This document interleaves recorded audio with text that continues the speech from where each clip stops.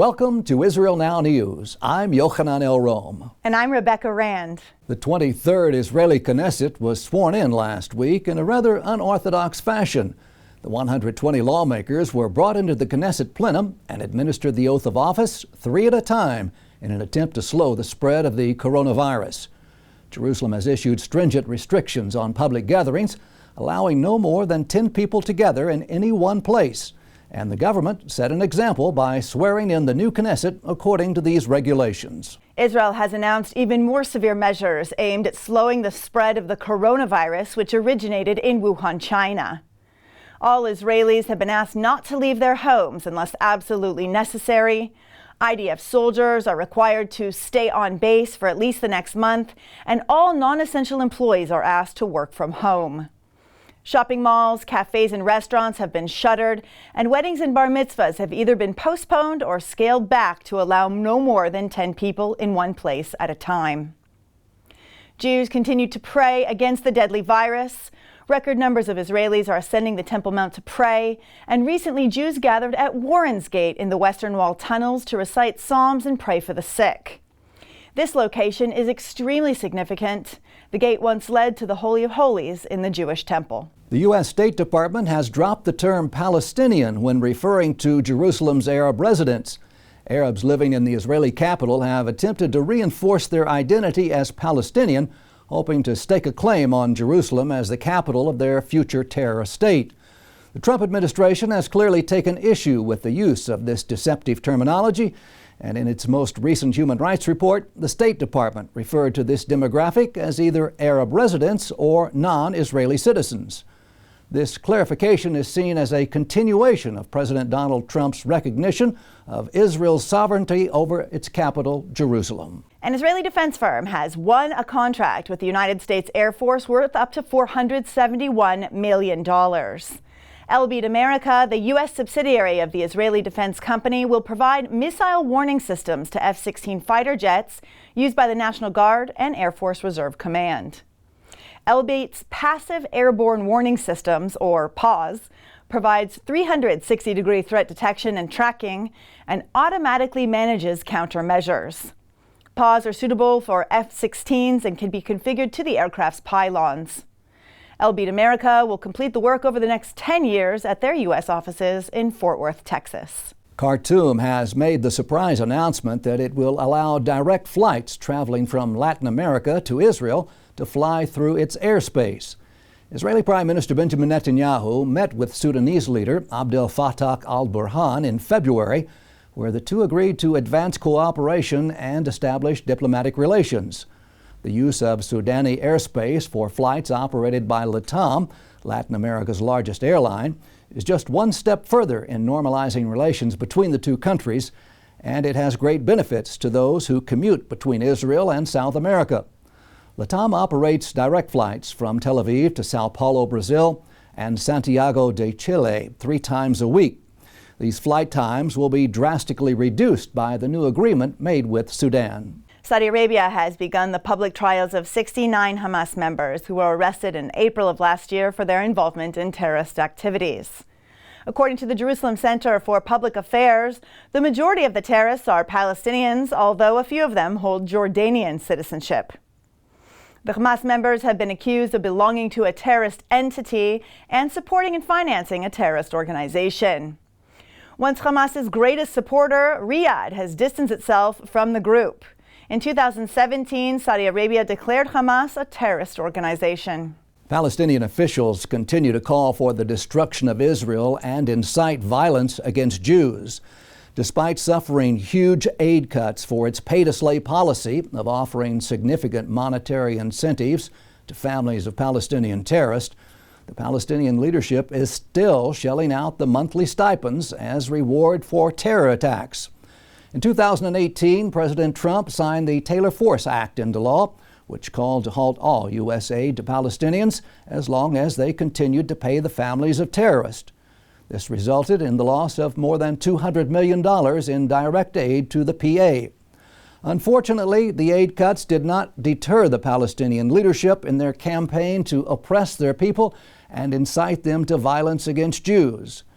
In the first 5 months of 2019, the Palestinian Authority reportedly paid over $65 million in terrorist salaries. The Jerusalem mountain winery of Psagot is getting some much-deserved international attention. Psagot wine has earned several prestigious awards, and its founder and CEO, Yaakov Berg, was recently recognized as World Finance's best wine producer in Israel in 2019. Berg explained that Psagot's wine is unique because it's produced in the same area where the biblical patriarch Abraham grew and made his own wine. Psagot bottles are labeled with a replica of a coin that was found in a 2,000-year-old cave in the vineyards, along with an ancient wine press. The seal, which is dated to the First Jewish-Roman War, depicts a wine vessel on one side and a grape leaf on the other, demonstrating the historical significance of winemaking in Israel. The Jewish state continues to deliver coronavirus aid to Arabs living in Gaza, despite their repeated threats to wipe Israel off the map and push the Jews into the sea. Israeli doctors have been working to train their Arab counterparts in disease prevention and control, and Jerusalem has sent hundreds of coronavirus test kits into Gaza, along with 20 tons of disinfectant. And in a related story, the Islamic Republic of Iran, which has openly declared war against Israel, has announced that if the Jewish state creates a vaccine for the coronavirus, Tehran will buy and use it. Grand Ayatollah Nasser Makarim Shirazi, who is an adamant Holocaust denier, released a statement saying it is not permissible to buy and sell from the Zionist, but he stipulated that the use of an Israeli-made vaccine would be permitted only if it is unique and has no substitute. Israel's Internal Security Service, or Shin Bet, has released the details of the arrest of an Israeli Arab woman who was working as a Hamas operative. According to the report, the 31-year-old mother of 2 young children was involved in humanitarian activities in the Gaza Strip when she was recruited to become a member of the terrorist organization. Aya Khatib was instructed to gather intelligence and provide information to Hamas for use in terrorist activity against Israeli targets, as well as divert aid funds for the construction of terror tunnels. Khatib reportedly gave Hamas hundreds of thousands of shekels that she had scammed from aid organizations and individuals that was supposed to help the needy in Gaza. She also provided sensitive information such as Israeli troop movements along the Gaza border. The Anti-Defamation League has warned that rumors blaming the Jews for the coronavirus pandemic are circulating online. Jews have traditionally been blamed for terrible things throughout history, giving anti-Semites the justification to commit vicious acts against them. In the late 1300s, Jews were blamed for the Black Plague, and as a result, entire Jewish communities were massacred. Unfortunately, anti-Semites are spreading the age-old lie that Jews are to blame. This time, it's for the coronavirus. Alex Fairfield, a researcher for the ADL, warned that conspiracy theories claiming that a Jewish cabal created the virus are circulating not only on extremist platforms, but also on mainstream ones such as Facebook, Twitter, and Instagram. These posts accuse the Jews of manufacturing the virus and plotting to profit from its destructive effects in order to take over the world. The Museum of the Bible in Washington, D.C. has announced that their entire collection of Dead Sea Scroll fragments are fakes. In what experts are calling the most significant scam in biblical archaeology, the Museum of the Bible was tricked into buying the counterfeit antiquities for millions of dollars. A 200-page report released by Art Fraud Insights explains that all 16 of the expensive fragments were deliberate forgeries. The museum's chief curator said that it employed sophisticated and costly methods to discover the truth about the collection, and they hope that their findings can shed light on other suspicious fragments and perhaps even be effective in uncovering who is responsible for these forgeries. In 1947, Bedouins discovered the 1,800-year-old scrolls in a cave in Qumran near the Dead Sea. These texts include some of the oldest copies of the Hebrew Bible in existence. Most of the 100,000 authentic Dead Sea Scroll fragments are kept in the Shrine of the Book at the Israel Museum, where archaeologists have painstakingly attempted to restore and preserve these ancient remnants of Jewish history. Israelis living in the south of the country have been plagued by rocket fire, drones, and the latest threat, incendiary balloon bombs. These colorful balloon bouquets are designed to attract the attention of innocent Jewish children as they drift into Israeli territory before they explode. Last year, thousands of acres of land were destroyed in fires started by these airborne incendiary devices. But a new Israeli technology can cut these flying Molotov cocktails out of the sky before they enter the Jewish state. Opti Defense's laser technology, called the Light Blade, is safe and effective for use in urban areas. It uses lasers to destroy airborne projectiles, such as incendiary balloons and enemy drones, and it can reach a distance of several kilometers. Israel's Nature and Parks Authority has released the exciting details of a calf born to a white ram in the Yotvata Wildlife Reserve. The white ram was at one time very common to the deserts of the Arabian Peninsula, but illegal hunting made it nearly extinct. Israeli conservationists have worked to preserve this species, and today there are now more than 100 of these unique white rams roaming the deserts of southern Israel. The Israeli Knesset Guard's canine unit have turned to the public asking for help in naming their new puppy. Israel's parliament is protected by an elite unit called the Knesset Guards, who use dogs to sniff out threats. Last July, one of the unit's oldest service dogs retired, and for 6 months, the unit commander, Superintendent Yair Bashri, searched for his replacement. Just 2 months ago, the Knesset's new chocolate Labrador puppy was born. Bashri said that he had an instant connection with the canine kid, and he immediately recognized qualities in her that make up the best of the Knesset Guard's canine unit. All that's missing is her name. The public has been asked to vote between Elsa, Lichi, Mika, and Zara. We are happy to report that 163 Jews made Aliyah, or immigrated to Israel, in the first 2 weeks of the month of March. This despite extreme travel restrictions and quarantines throughout the world. Israel is arguably enforcing some of the strictest measures in preventing the spread of the coronavirus, yet Jerusalem continues to allow Jewish immigration from every country. Many more new immigrants are expected to return home to Israel in the months to come.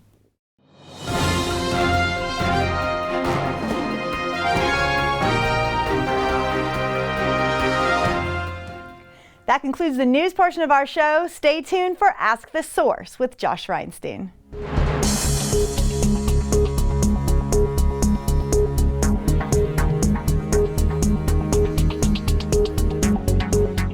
Hello and welcome to Ask the Source. I'm your host Josh Reinstein, and we're here in our beautiful Jerusalem studio in the Holy City. My guest today is the Deputy Mayor of Jerusalem, Fleur Hassan. Fleur, thank you for being on the show. It's so wonderful to be here. Thank you for inviting me. So Fleur, tell us about what's new in Jerusalem. Well, Jerusalem, there's always things which are old and always things which are new. As you know, we are one of the most ancient cities in the world. We have amazing tourist spots that show and document our entire ancient history from 3,000 years ago. But Jerusalem has much more than our history and archaeology. It also has a very promising future. It's a city of high tech, it's a city of fantastic social innovation, and it's a great city to come and visit. You know, you're the Deputy Mayor of Jerusalem, but you've been dubbed the Foreign Minister of Jerusalem. Why is it so important to reach out to the international community being in the municipality of Jerusalem? Well, first of all, Jerusalem is an international city. It's a city that many, many people relate to, pray to, know from the Bible, but know in general. And so it's very important that we strengthen our ties with all our friends around the world. I'm especially very fond of our friends in the evangelical community because they really understand our historical and biblical connection to the city. And so we're always very pleased to have people come to the city and experience it for themselves. But it's very important that Jerusalem is and places itself as the international city of international standing. We're leading in many, many different subjects. We're bringing a lot of innovation into the world, which is particular of Jerusalem, and the world must know about this. Well, one of the positions that you hold is working to create more evangelical Christian tourism to Jerusalem. Absolutely. Why is this an important policy? Well, we have at the moment 3 to 4 million tourists coming to Jerusalem every year. In the whole country, it's about 4 million. In Jerusalem, it's almost 3 million. We don't think that's enough. We know the hundreds of millions of evangelicals around the world, and I know most of them would love to come to Jerusalem. And I really want to spread the message that it's not a trip that has to be a difficult thing to to do.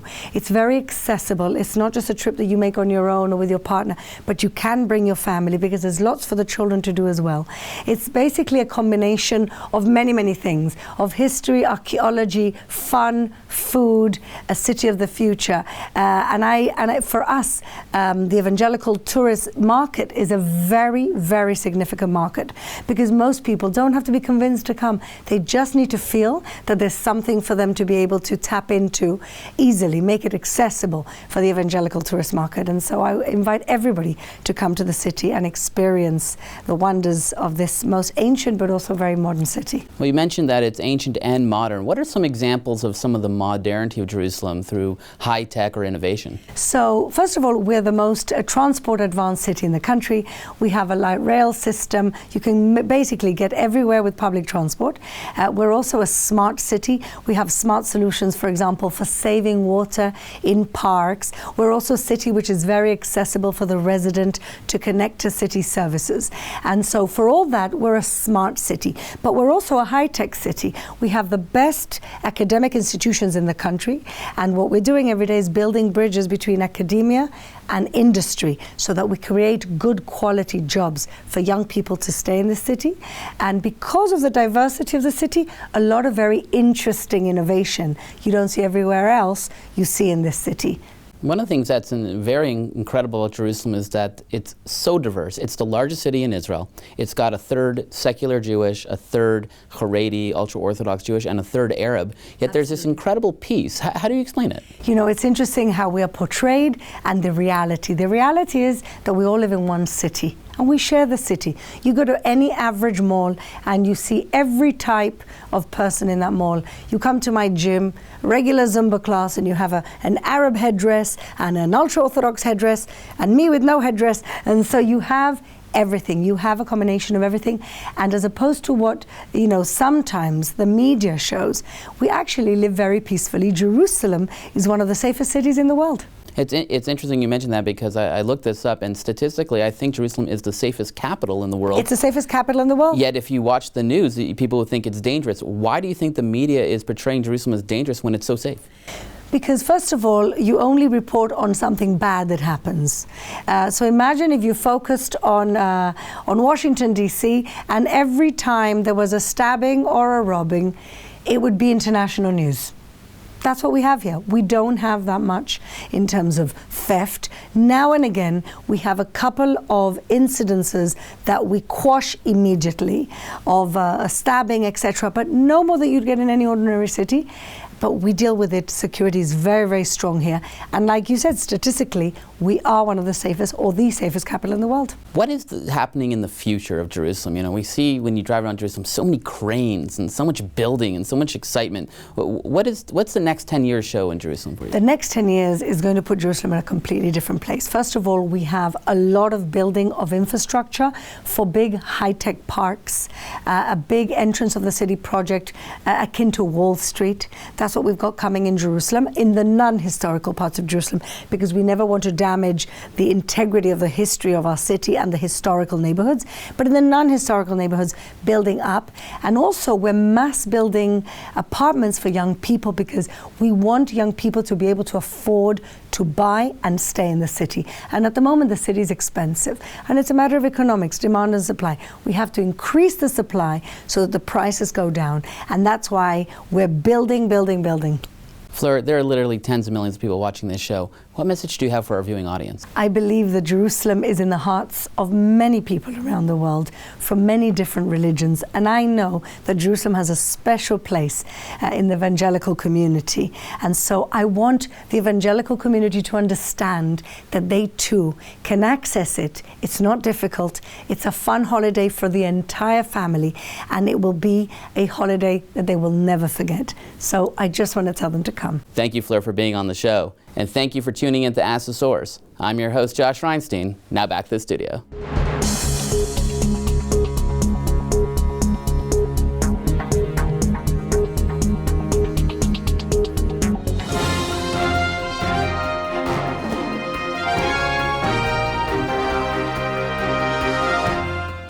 Up next, the return to Zion with Karen Hayesod.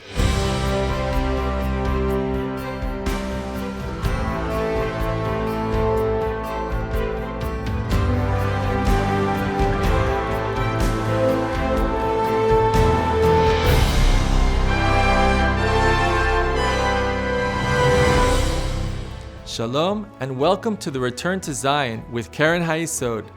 I'm Sam Grunberg, World Chairman of Keren HaYesod, the leading official fundraising organization for the State of Israel. Aryeh Oz is one of Israel's most famed pilots and was responsible for helping to bring home our brothers and sisters from Ethiopia. Let his story inspire you to help bring home the next generation of Ethiopian Olim.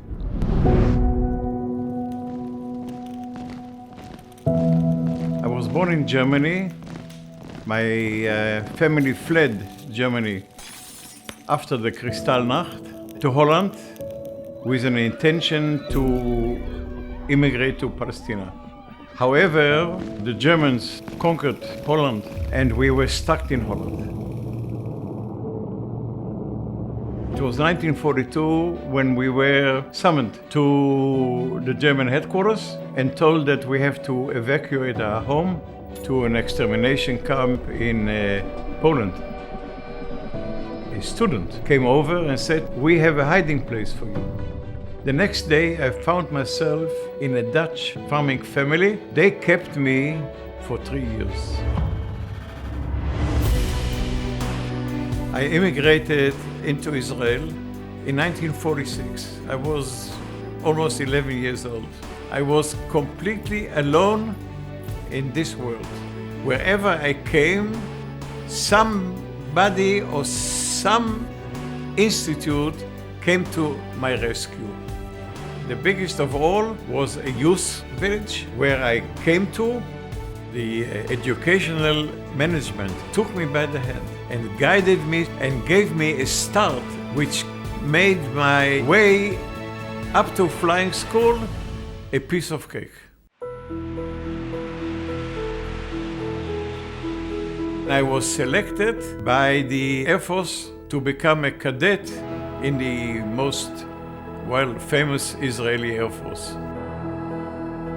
I was grateful that I could repay in a small way and contribute to the same effort. This mutual responsibility, from which I gained so much, followed through my whole career in the Air Force. I was the third captain who flew a C-130, a Hercules, to Entebbe and rescued so and so many people. When we were told that we have to fly 4 airplanes to Entebbe at weights beyond any imagination, we didn't ask any question.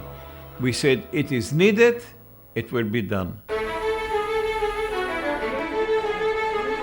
In the early 90s, we were about to evacuate 14,500 Ethiopian Jews from Addis Ababa to Tel Aviv. We had 760 seats in our aircraft. However, when they arrived and all the seats were occupied, commanding officer of the operation came over and said, "We need you to take more people on." And my answer was, you don't have to ask even. It's obvious. Bring them on. I set the world record. I brought on one flight 1,087 people from Addis Ababa to Ben Gurion Airport. When we descended and came over Jerusalem, I made a left turn towards Ben Gurion, and the whole oil aircraft was singing Yerushalayim of gold. There was not one person in the cockpit who had no tears in his eyes. Every time. But when I made my walk around, I always looked up and saw the Star of David and said to myself, gee, this is Israel. This is the Jewish people. Let's bless Israel together. Now's the time for you to get involved. Assist Keren HaYesod to raise the necessary funds in order to bring Jews yearning for their homeland back to Israel. Your donation can help fulfill the biblical prophecy today. To donate and get information, visit our website at www.khisrael.org.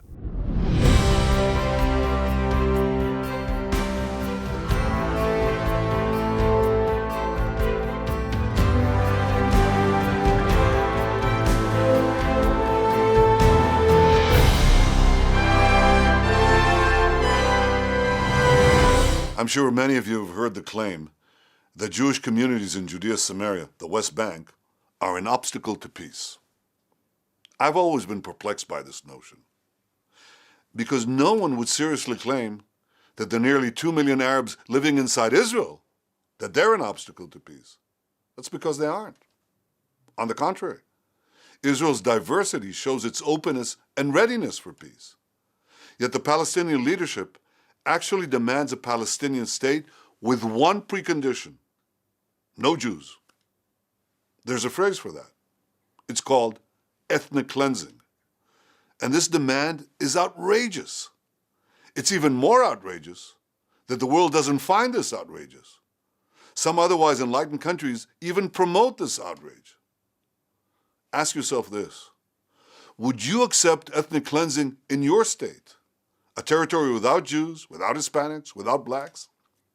Since when is bigotry a foundation for peace?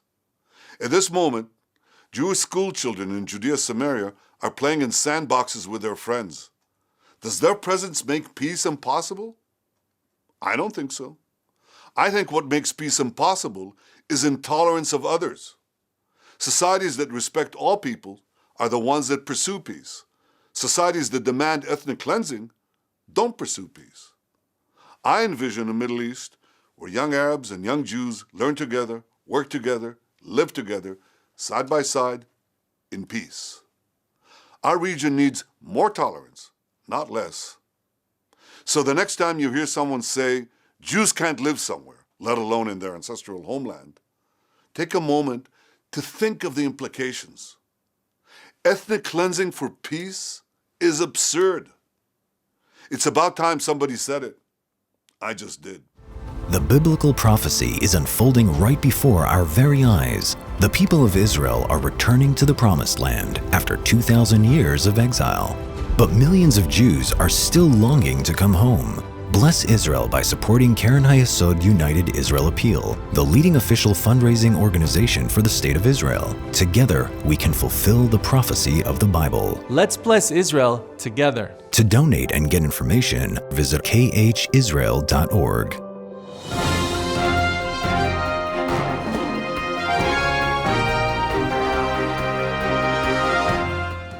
That's all for this edition of Israel Now News. I'm Yochanan El-Rom. And I'm Rebecca Rand, reporting from our studio in Jerusalem.